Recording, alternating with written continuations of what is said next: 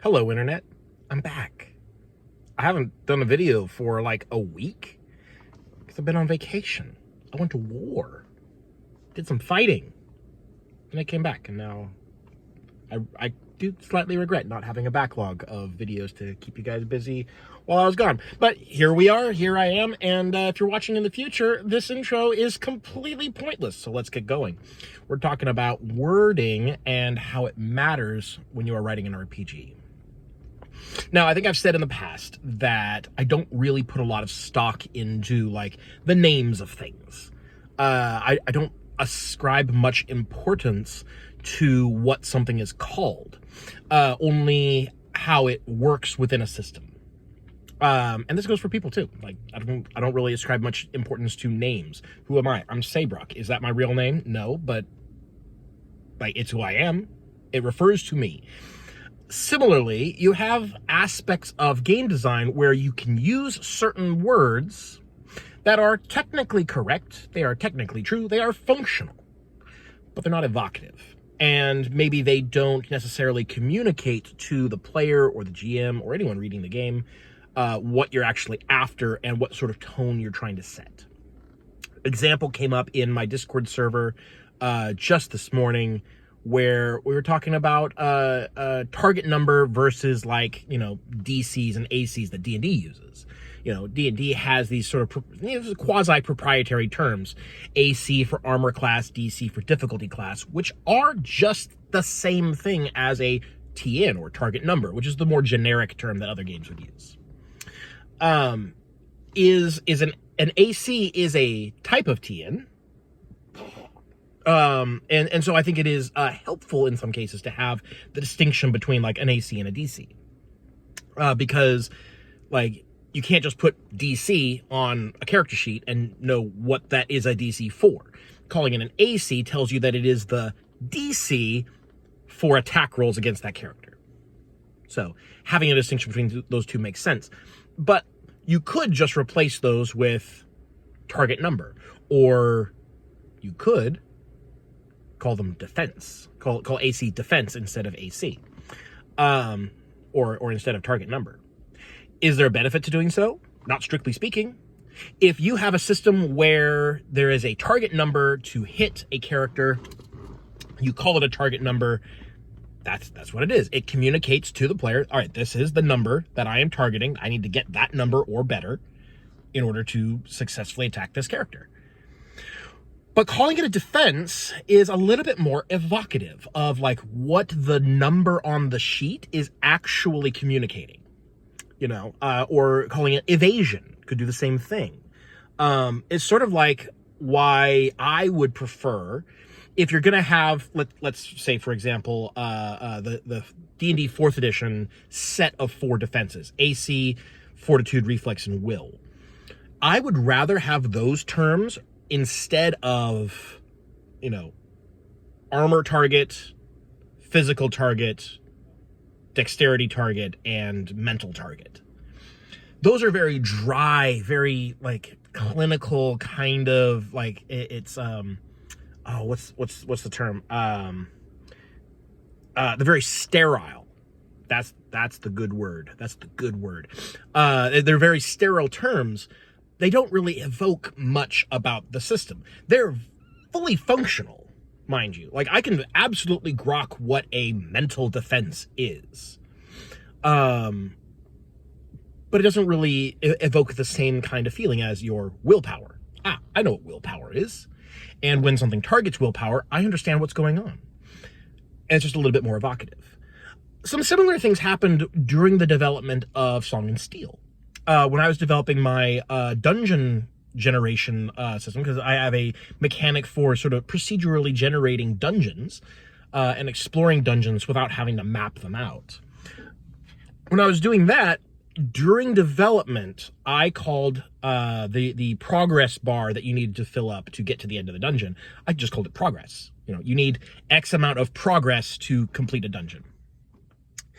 And that sufficed. Everyone knew what I meant. Everyone knew, you know, like, I know what progress is. And we need, say, 8 progress to get through this dungeon. Cool.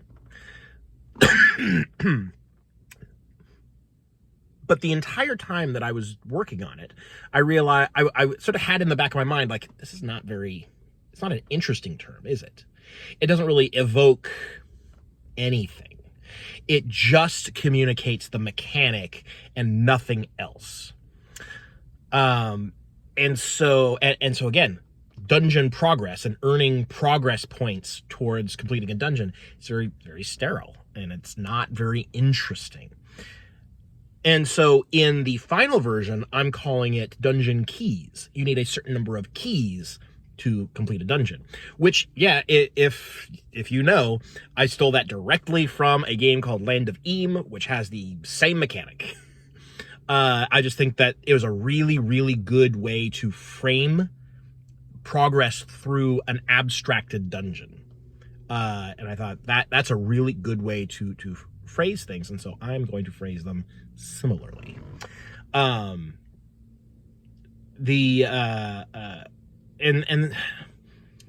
So like that's an example of how like the words that you choose matter, because I think it's a lot more interesting. Like, because here, like part of me is very analytical, and that part of me says it doesn't matter what you call it, the mechanics are the same, so the game is the same.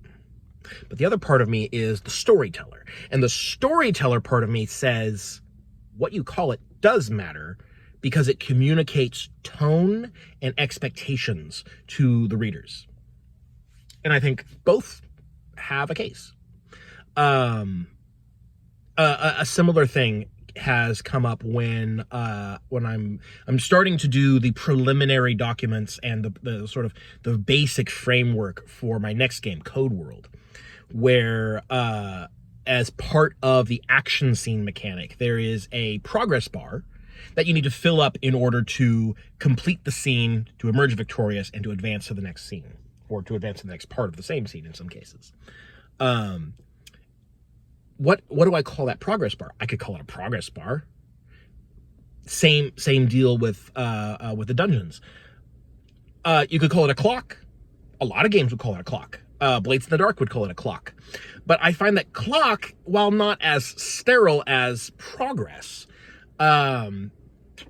it implies a certain amount of like inevitability, and it also is a term that is shared by a lot of other games, and I want this to feel more unique, because the way that the characters interact with it is the relationship that the players have to this mechanic is not quite exactly the same as clocks in other systems. I could absolutely use the term clock and everyone would know what I'm talking about, but instead I'm calling it a burst meter.